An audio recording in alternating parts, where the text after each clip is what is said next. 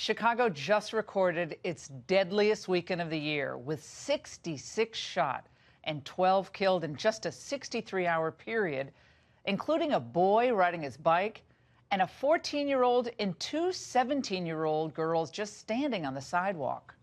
We have a heavy heart. Our souls are burdened. What happened this weekend did not happen in every neighborhood in Chicago, but it is unacceptable to happen in any neighborhood of Chicago.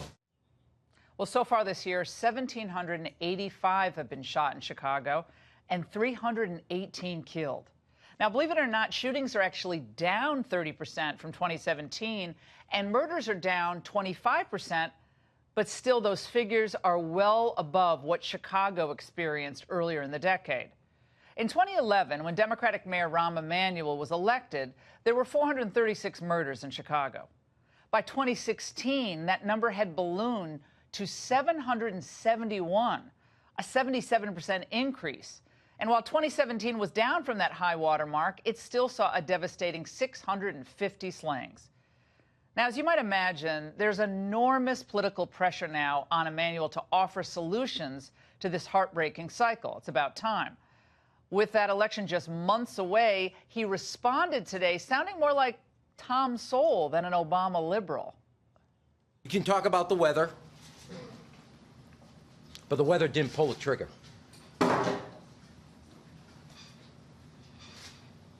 And you can talk about jobs, and they count, but in parts of the city where there aren't jobs, people did not pull the trigger. There are too many guns on the street, too many people with criminal records on the street, and there is a shortage of values about what is right, what is wrong, what is acceptable, what is condoned, and what is condemned. I can't believe I'm saying this, but on that, he's right. Of course, policing and economic opportunity matter. They matter quite a bit. But are those the factors that are definitive? Of course not.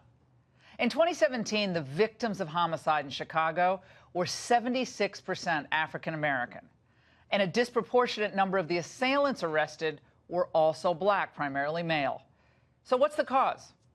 Well, if you ask a leftist or the intellectuals who dominate our universities, they'll blame crime on institutional racism or maybe poverty. But as economist Tom Sowell wrote just a few years ago after the Ferguson riots, you cannot take any people of any color and exempt them from the requirements of civilization without ruinous consequences to them and to society at large. Murder rates among black males were going down, repeat down, during much of the much-lamented 1950s, while it went up after the much-celebrated 1960s, reaching levels more than double what they had been before. Most black children were raised in two-parent families prior to the 1960s, but today, the great majority of black children are raised in one-parent families. Now, to put it a little bit more specifically, in 1950, 17% of black children lived in single-parent households. At that point, black labor participation rate exceeded that of whites. But today, 70% of black children live in one-parent households, and that number is pretty much reversed. Now, moms do their best, of course, and they're heroic. But especially in dangerous areas, boys without fathers or male role models often get hooked in with really bad people. Remember this video from Baltimore, a mother urging her child very aggressively during the Freddie Gray riots.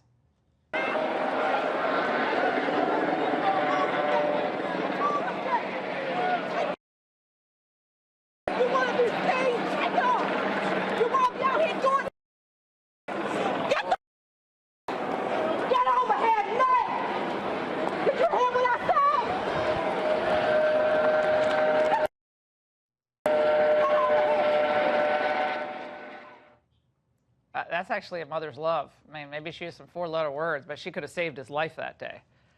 And remember Barack Obama's My Brother's Keeper initiative. It was launched in 2014, and it started out as a way to assist at-risk boys, mostly of color. In the first year, he raised $300 million in corporate donations to help get young men jobs through mentoring and other work fairs, work projects. No real measure yet of the program's real impact, But to the extent that it stresses hard work and personal responsibility, I think it's great. I stopped being nonchalant. I started caring about my grades and the difference between an A and a B. I started demanding more out of myself. I know excellence is possible, and I need to strive for that. Too often, however, the social justice warriors fall into the grievance trap of excusing rather than punishing what ends up being criminal behavior. Now, remember the looting and the violence that we saw in Ferguson and Baltimore a few years ago during what were supposed to be protests about the deaths of Michael Brown and Freddie Gray? Well, President Obama used a My Brother's Keeper event to provide context, almost to explain away the violence. Some communities have consistently had the odds stacked against them. That there's a tragic history in this country that has made it tougher for some. That sense of unfairness and of powerlessness, that's helped fuel some of the protests that we've seen in places like Baltimore and Ferguson. In too many places in this country, black boys and black men, Latino boys, Latino men, they experience being treated differently by law enforcement. Well, I'm sure a lot of them do. But at some point, this becomes race baiting. And the king of this is Al Sharpton. Remember his contribution to stemming the violence in Chicago? His contribution was renting an apartment in the city for some period of time in 2013. In September, we, Martin III and I, are going to take an apartment on the west side and stay among the people and walk children to school. I'm pretty sure after we rented the apartment, things got worse, but I'm surprised that didn't do the trick. Great idea, Al. Look, I don't doubt that young people living in the Englewood or the West Garfield Park neighborhoods of Chicago can feel really hopeless and even distrustful against the police. But the real problem isn't aggressive policing. The real problem are gangs with memberships that have become generational. Young boys without fathers or any male role models. Anyone who cares about them who's a male are too often sucked into the cults of criminality. Rudy Giuliani, the former mayor of New York, who knows a thing or two about cleaning up a city, thinks it's time to show the man they once called Rombo the door, tweeting, "Chicago murders are a direct result of one-party Democratic rule for decades. Policing genius," he meant Gary McCarthy, "can do for Chicago what I did for New York City. He was one of the architects of CompStat. It slashed homicide over 70%, tens of thousands of lives saved." Well, it's true that citizens most affected seem to be growing very weary of Emanuel's political dance. Ron Emanuel, first of all, is a con man. His whole job is to keep black folks divided. No, he doesn't care about anybody but the people in his neighborhood and his family. Opposition to Mayor Emanuel, Obama's protege, it's been building for many reasons. Part of it, the schools, the crime now, and remember how proud he was about this. Chicago was a sanctuary city before anybody knew what sanctuary city meant. This ordinance that we are defending in the federal court is consistent with that value system. It not only gives honor and import to our past, it actually shines a bright light to the future that we have together as a city. Well, that's not going over so well on the South Side. He cares more about non-citizens, African Americans with citizens, and our ancestors built this country. He got some good things, but I think he don't step up and come to the people where the crime is. You know what I'm saying? The crime is on the South Side and the West Side. And there's the abysmally low percentage of murderers brought to justice under his leadership. In 2017, the police solved only 114 of the 650 murders that occurred in the same year. That's 17.5% only.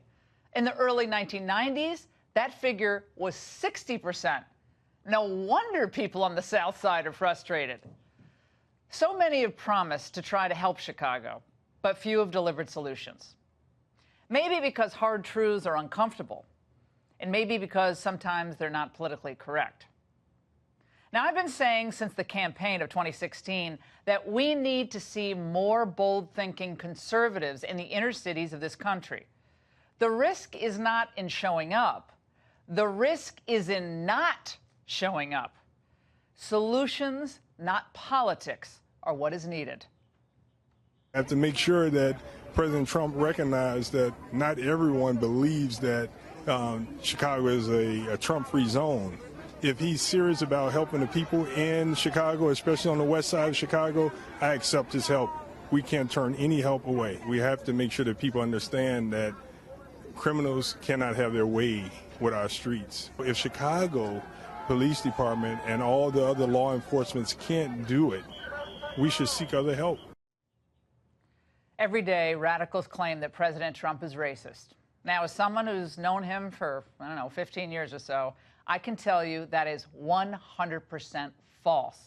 And it's a slanderous and defamatory charge meant to deflect attention from liberals' own abject failures in leading urban America. Trump's booming economy is benefiting African Americans and Latinos and all Americans who wish to better themselves. The one thing we do know, racial hucksters do not have the answers to prevent another weekend just like we saw in Chicago. And that's the angle.